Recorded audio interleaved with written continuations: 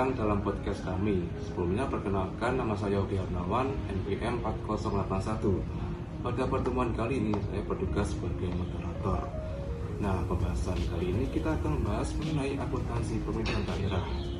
Nah, dalam pembahasan kali ini kita tidak hanya bersifat teoritis, namun kita akan juga mengaitkannya langsung dengan data yang ada di lapangan. Nah, kita akan menggunakan data dari website dari Bapeda Kota Magelang. Nah, langsung saja kita masuk ke dalam pembahasan. Nah, saya tidak sendirian, saya sudah bersama dengan teman saya yaitu Halo, dengan saya Anissa Cayaningrum, NPM akhir 4137 sebagai narasumber pertama. Oke, aku mau tanya nih, bagaimana sih peran Bapeda dalam proses perencanaan dan pembangunan di daerah Kota Magelang? Baik Mas Oki, jadi di sini Bapeda itu sebagai otak atau koordinator utama nih dalam pembangunan suatu daerah, terutama dalam pembangunan kota dan kabupaten Magelang. Nah, di sini perannya tuh ada 3, saya sebutkan 3 saja. Yang pertama ada koordinasi, di mana Bapeda ini menyinkronkan program kerja perangkat daerah agar tidak tumpang tindih nih dengan program kerja daerah yang lain. Kemudian Bapeda juga merumuskan kebijakan di mana ini menyusun rancangan strategis atau rancangan teknis pembangunan berdasarkan data penelitian dan pengembangan. Dan yang ketiga ada pengendalian dan evaluasi, di mana Bapeda ini memantau apakah program kerja yang sudah disesuaikan dengan target ini dan yang ditetapkan dalam dokumen perencanaan sesuai atau tidak. Wow, cukup luas sekali ya. Nah, kemudian dokumen apa saja sih yang bisa kita dapatkan dari website tersebut? Nah, untuk mengenai dokumen ini sangat krusial ya Mas Oki. Ada beberapa juga dokumen, tapi mungkin bisa saya sebutkan beberapa saja. Yang pertama ada Rencana Pembangunan Jangka Menengah Daerah atau RPJMD, di mana ini dokumen yang berisi visi misi wali kota untuk periode 5 tahun ke depan. Kemudian ada Rencana Kerja Pemerintahan Daerah atau RKPD, di mana ini penjabaran tahunan nih dari Rencana Pembangunan Jangka Menengah Daerah tersebut. Kemudian ada Rencana Strategis, di mana ini dokumen yang berisi mengenai internal Bapeda atau OPD selama 5 tahun. Kemudian ada rencana kerja juga, di mana ini merupakan aksi atau program kerja apa yang akan kita lakukan dengan dana pagu selama periode ke depan. Kemudian ada laporan SAKIP dan IKU, di mana merupakan dokumen akuntabilitas kinerja dan indikator kinerja utama yang ada dalam kabupaten atau kota Magelang. Banyak juga ya. Nah, kemudian menurut kamu nih, apakah program-program dari Bapeda itu sudah diterbitkan dari kebutuhan masyarakat? Nah, untuk kebutuhan masyarakat sendiri kan ini sangat luas sekali ya Mas Oki. Terutama di Magelang ini kan dibagi menjadi 2, ada Kabupaten Magelang dan Kota Magelang. Cukup luas ya. Nah, di sini itu Bapeda memastikan perencanaan sesuai kondisi daerah melalui beberapa mekanisme. Yang pertama ada musyawarah perencanaan pembangunan, di mana Bapeda itu menyaring aspirasi langsung dari tingkat kelurahan hingga tingkat kota. Jadi aspirasinya itu tidak langsung dijadikan satu, tapi itu disaring dari satu persatu agar aspirasi dari masyarakat itu sampai ke Bapeda dan kita bisa menindaklanjuti untuk program kerja apa yang sesuai jika kondisi masyarakat dalam kondisi tersebut. Kemudian ada analisis data spesifik, di mana Bapeda ini menggunakan data statistik makro yang berisikan angka kemiskinan dan pengangguran nih untuk menentukan prioritas mana yang harus kita pilih dengan kondisi dari kota dan kabupaten Magelang yang sedang terjadi. Kemudian kita juga melakukan pendekatan tektoratis dan politis, di mana ini Bapeda memadukan keahlian profesional staf Bapeda dengan pokok-pokok pikiran dari Dewan Perwakilan Rakyat Daerah yang mewakili dari kota dan kabupaten Magelang. Oke, selanjutnya menurut kamu nih, apakah website dari Bapeda ini sudah cukup transparan dan mudah diakses? Nah, jadi di sini kan informasi atau informasi yang akan kita cari itu sudah mudah, di mana di sini tuh sudah ada internet dan zaman semakin canggih juga. Jadi di sini akses dari informasi Bapeda ini bisa di-download. Jadi Bapeda ini sudah menyediakan menu download untuk dokumen publik yang menunjukkan upaya transparansi. Tapi kemudahan akses ini seringkali bergantung pada seberapa rutin dokumen tersebut diperbarui. Jadi Bapeda ini kan akan terus mengupdate atau memperbarui sistemnya sesuai dengan kebutuhan dari masyarakat. Kemudian mengenai akuntabilitas, di sini tuh ada keterkaitannya dengan perencanaan dengan akuntabilitas, dan Mas Oki bisa lihat dari laporan pertanggungjawaban atau LKPJ, di mana ini merupakan sebuah program yang tidak mencapai target indikator kinerja utama atau IKU. Kemudian di sini Bapeda itu wajib untuk mengevaluasi kegagalan tersebut sebagai bentuk pertanggungjawaban kepada masyarakat yang ada di Kabupaten dan Kota Magelang.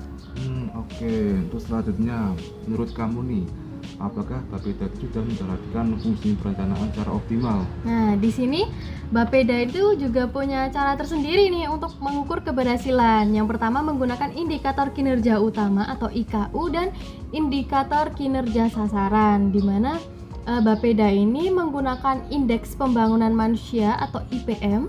Kemudian ada laju pertumbuhan ekonomi untuk melihat nih laju pertumbuhan ekonomi di kota atau Kabupaten Magelang ini cepat apa enggak gitu. Kemudian ada tingkat pengangguran terbuka. Di sini untuk melihat berapa tingkat pengangguran yang ada di kota dan Kabupaten Magelang. Kemudian yang terakhir ada persentase capaian target program di setiap OPD. Ini sebagai bahan evaluasi bagi Bapeda, apakah sudah mencapai target apa belum. Jika belum, itu bisa kita evaluasi nih, kenapa belum tercapai, ada kendala apa, seperti itu. Oke, baik. Terus bagaimana sih Bapeda itu mengukur keberhasilan program tersebut? Nah, tadi sudah saya singgung, di mana ini menggunakan indikator kinerja utama. Nah, di sini itu Bapeda itu menetapkan target angka awal di tahun dalam RKPD, kemudian Bapeda membandingkannya nih dengan realisasi di akhir tahun. Nah, indikator ini itu biasanya mencakup indikator makro seperti indeks pembangunan manusia yang sudah saya sebutkan tadi, kemudian mengukur angka kemiskinan, tingkat pengangguran, dan laju pertumbuhan ekonomi yang ada di kota dan Kabupaten Magelang. Yang kedua, Bapeda juga menggunakan indikator spesifik, di mana ini tuh misalnya persentase kemantapan jalan. Nah, jalan di Magelang ini jelek apa tidak nih? Nah, kemudian pemerintahan daerahnya itu sudah benar apa enggak dalam menggunakan dananya. Kemudian di sini juga ada layanan air minum atau tingkat dan literasi masyarakat. Selain itu, Bapeda juga mengevaluasi berdasarkan hierarki indikator, di mana Bapeda ini membagi pengukuran kinerja ke dalam level untuk memastikan akuntabilitas di setiap tahap. Yang pertama itu ada input, di mana Bapeda ini mengukur nih sumber daya dari dana, sumber daya manusia yang digunakan. Kemudian ada output nih, dari input yang sudah kita masukkan ini, hasil atau outputnya tuh bagaimana. Nah, di sini mungkin misal di dalam Bapeda ini mengukur hasil fisiknya langsung. Misalnya jumlah puskesmas yang sudah selesai dibangun itu berapa persen, dalam angka tahun segini itu puskesmasnya sudah berjalan berapa persen, apakah masih di dalam tahap fondasi atau bagaimana. Kan tidak mungkin dalam jangka waktu 5 tahun tapi fasilitas daerahnya masih di tahap fondasi. Itu pasti pemerintahan daerahnya harus kita evaluasi lagi. Kemudian ada outcome, di mana ini mengukur manfaat yang muncul. Misalnya meningkatnya jumlah warga yang berobat ke puskesmas. Jadi kalau puskesmasnya sudah disediakan, puskesmasnya dekat, itu tuh masyarakat yang mau berobat ke sana tuh bisa kita ukur nih seberapa. Kan gak mungkin kalau udah ada puskesmas terus kalau kita harus memilih puskesmas yang jauh gitu kan, itu sama saja tidak menggunakan fasilitas yang ada. Kemudian ada impact, di mana ini kita akan mengukur dampak jangka panjangnya dari yang saya sebutkan tadi, misalnya di puskesmas. Baik, mungkin segitu saja Mas Oki yang bisa saya jabarkan atau bisa saya jelaskan kepada Mas Oki. Oke, terima kasih saya atas waktu dan pembahasannya. Baik, terima kasih kembali Mas Oki atas kesempatannya untuk saya bisa menjelaskan atau sharing mengenai Bapeda ini kepada Mas Oki. Oke, baik. Saat ini saya sudah dengan narasumber yang kedua, yaitu Sebelumnya terima kasih Mas Oki atas kesempatannya. Perkenalkan, nama saya Fararika Iniat dengan NPM akhir 4027. Oke, aku mau tanya nih, bagaimana sih struktur atau komponen APBD yang terdapat di laman website Bapeda ini? Oke, sebelumnya saya sudah mengakses website Bapeda Kota Magelang, maka saya akan menjelaskan tentang bagian susunan organisasi. Mungkin Mas Oki bisa lihat langsung seperti ini. Oke, baik Mas Oki, mungkin aku langsung aja ya menjelaskan di sini. Sesuai dengan bagian organisasi Bapeda Kota Magelang, pimpinan tertinggi adalah Kepala Badan. Dalam aspek akuntansi, Kepala Badan bertindak sebagai pengguna anggaran yang bertanggung jawab atas seluruh kebijakan perencanaan dan penggunaan dana di Bapeda kepada Wali Kota. Kemudian, di sisi kanan bagan, terdapat sekretariat yang membawahi 3 subbagian penting. Yang pertama ada subbagian program. Nah, subbagian program ini fokus pada perencanaan internal anggaran. Kemudian, sebelahnya ada subbagian keuangan. Dan disinilah jantung akuntansi kita, tempat pencatatan transaksi dan penyusunan laporan keuangan SKPD dilakukan. Kemudian, yang terakhir ada subbagian umum dan kepegawaian. Yang ini untuk mengurusi administrasi, aset, dan sumber daya manusia. Dan ketiga subbagian ini memastikan operasional Bapeda berjalan sesuai aturan keuangan daerah. Kemudian di sini ada membawahi bidang-bidang, yaitu yang pertama ada bidang perencanaan. Nah, untuk bidang perencanaan ini membawahi subbidang penyusunan rencana dan subbidang data atau evaluasi. Kemudian ada bidang ekonomi dan dan prasarana. Di sini mengurusi infrastruktur ekonomi dan lingkungan hidup. Kemudian untuk bidang penelitian dan pengembangan ini berfokus pada inovasi, teknologi, dan riset daerah. Dalam akuntansi, setiap bidang ini adalah unit yang mengusulkan dan menggunakan anggaran untuk menggunakan program-program pembangunan di Kota Magelang. Kemudian, terakhir di sisi kiri, terdapat kelompok jabatan fungsional. Mereka adalah tenaga ahli seperti perencana atau peneliti yang memberikan dukungan teknis profesional agar setiap perencanaan yang dianggarkan memiliki dasar kajian yang kuat. Nah, jika kita perhatikan bagian ini terdapat garis tegas dan garis putus-putus sebagai garis komando dan garis putus-putus ini sebagai garis koordinasi. Hal ini menunjukkan bahwa alur pertanggungjawaban keuangan dan kerja di Bapeda Kota Magelang sangat jelas, mulai dari pelaksana di tingkat subbidang hingga bermuara pada kepala bidang. Nah, mungkin itu saja yang bisa saya sampaikan terkait dengan struktur organisasi di Bapeda Kota Magelang. Oke, baik, terima kasih Pak. Oke, aku mau tanya nih, apakah masyarakat itu bisa memahami struktur APBD dari website tersebut? Sangat bisa sekali, karena saya juga ini mengakses pada website Bapeda Kota Magelang. Mungkin bisa searching saja di Google Bapeda Kota Magelang. Kemudian nanti bakal muncul paling atas website resmi dari Bapeda Kota Magelang. Jadi masyarakat bisa mengakses secara free. Oke, baik, terima kasih Pak atas pembahasannya.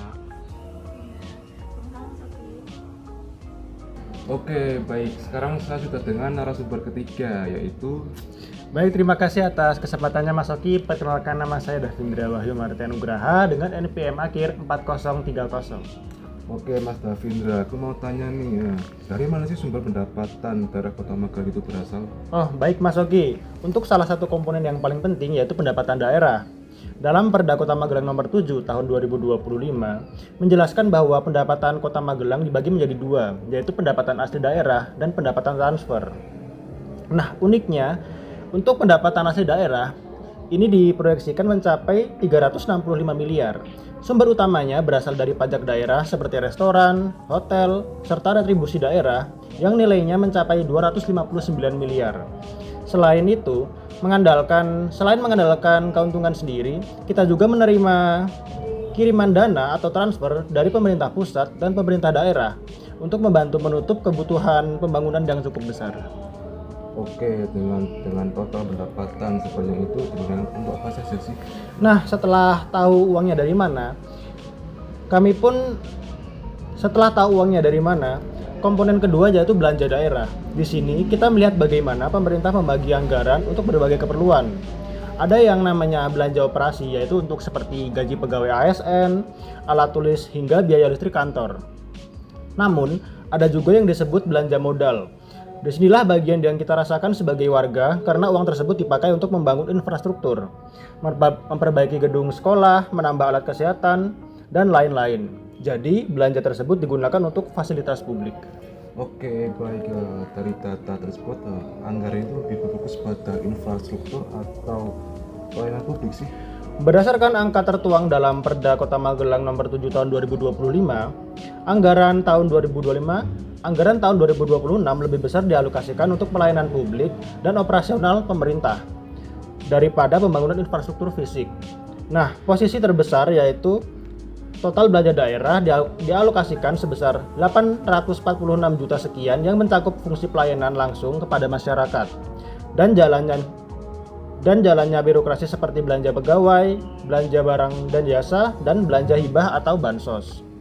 Sementara belanja modal untuk pembangunan infrastruktur sebesar 156 juta yang meliputi pembangunan jalan dan irigasi, pembangunan gedung dan bangunan, serta pengadaan mesin dan aset lainnya. Oke, baik. Terus bagaimana sih sumber pembiayaan daerah Kota Magelang itu berasal? Nah, untuk komponen pembiayaan daerah berfungsi sebagai penyeimbang. Kadang kala rencana belanja lebih besar daripada pendapatan atau yang disebut defisit. Nah, disinilah peran pembiayaan muncul. Sumber utamanya seringkali berasal dari sisa lebih perhitungan anggaran tahun sebelumnya, yaitu seperti sisa tabungan periode lalu yang digunakan kembali untuk menutupi anggaran di tahun 2026. Dengan ini, anggaran kota lebih berseimbang, semua program bisa berjalan tanpa adanya hambatan finansial.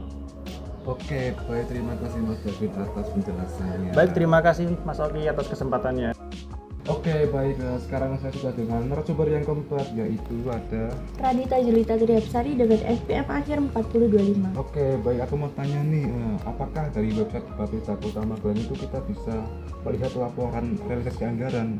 Jawabannya tidak ya, karena perlu dipahami bahwa Bapeda itu berfokus pada perencanaan pembangunan daerah, bukan sebagai penyusun laporan keuangan. Nah, jadi wajar ya jika kita tidak menemukan laporan seperti laporan realisasi anggaran secara lengkap di website tersebut.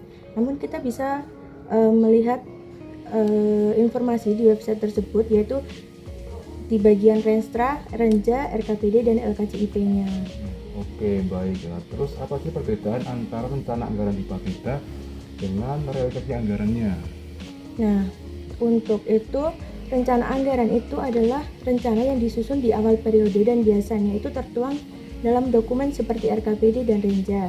Nah, di dalamnya itu berisikan target program, kegiatan, serta alokasi dana yang direncanakan, dan sifatnya ini tuh masih berupa rencana dan bisa mengalami perubahan. Dan sedangkan untuk realisasi anggaran itu adalah pelaksanaan nyatanya di lapangan.